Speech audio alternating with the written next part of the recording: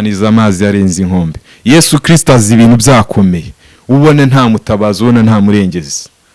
Komera kandi shikama, hari Imana izakurengera. Twongeye kubasuhuza abakunzi ba Sam Statidu.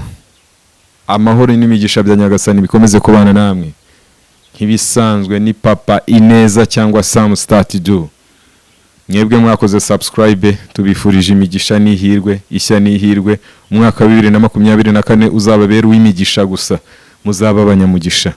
Nawe utarakora subscribe, turagusabye koraho subscribe, ntacyo bitwaye. Iyi content yacu niyo kugera ku bantu bababaye, tubaganiriza tubabwira ko hejuru y'ibibazo hari Imana, hejuru y'agahinda gakabije hari Imana.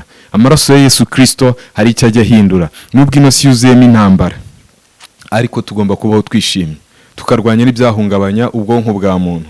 Umurimbyi umwe yaravuze ngo ubwo umwami Imana nkunda nda amahoro. Nawe ugomba kubizi ko kuko Kristo yakwitangiye ku musaraba, uri amahoro. Waburara uri amahoro kuko ufite Kristo.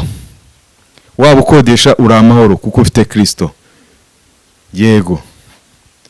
Aka kanya tugiye kurebera hamwe ikijyanye n'abantu basoje umwaka barakubititse, baranoze.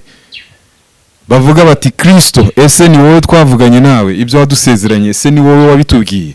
Bari mu gihirahiro, nta byiringiro. Baribaza ngo abana barabaho bate, ejo bazarya iki, bazarara he? Ariko hari Imana dufite, kandi Imana ntago igigaragara bikiri mu rusaku.